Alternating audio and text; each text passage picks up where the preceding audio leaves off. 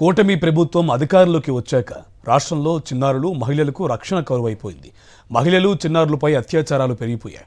చిత్తూరు జిల్లా పొంగనూరులో 7 ఏళ్ల బాలికపై అత్యాచారం చేసి హత్య చేశారు దుండగులు.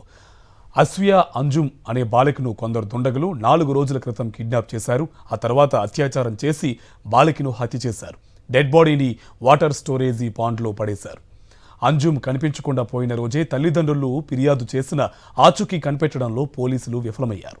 4 రోజుల తర్వాత చెంగలాపురంలోని రోడ్డులోని ఓ వాటర్ స్టోరేజీ పాండ్ వద్ద అస్వియా అంజుమ్ మృతదేహాన్ని గుర్తించారు పోలీసులు.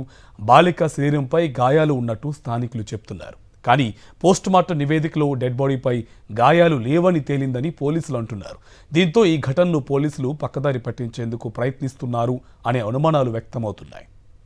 అస్వియా అంజుమ్ మృతితో తల్లిదండ్రులు షమియే అలాగే అజ్మితుల్లా కన్నీరు మున్నీరుగా విలపిస్తున్నారు. తమ బిడ్డను హత్య చేసి వారిని కఠినంగా శిక్షించాలని డిమాండ్ చేస్తున్నారు.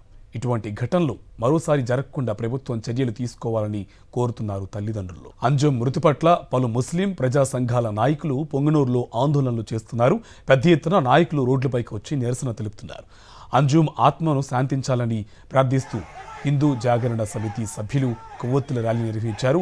హంతకులను పట్టుకుని కఠినంగా శిక్షించే వరకు ఆందోళనలు కొనసాగిస్తామని ప్రజా సంఘాలు తేల్చి చెబుతున్నాయి.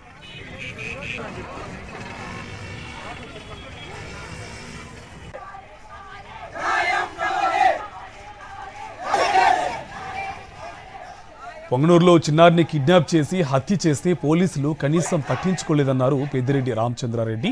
డీజీపీ పనితీరు మార్చుకోవాలన్నారు. అన్ని రోజులు కనపడలేదంటే శవమై తెలియదాకా ఇల్లు పట్టించుకోలేదంటే తప్పకుండా ఇది పోలీసుల వైఫల్యమే. అందుకైతే ఈరోజు వాళ్ళని పోయి పరామర్శించడం కూడా జరుగుతుంది. ఆయన దాని మీద చూపించిన శ్రద్ధ, చంద్రబాబు నాయుడు చెప్పిన అబద్ధపు ప్రచారాలకు మద్దతు ఇచ్చేది శ్రద్ధ డీజీపీ గారికి ఇలాంటి విషయాల మీద లేదు.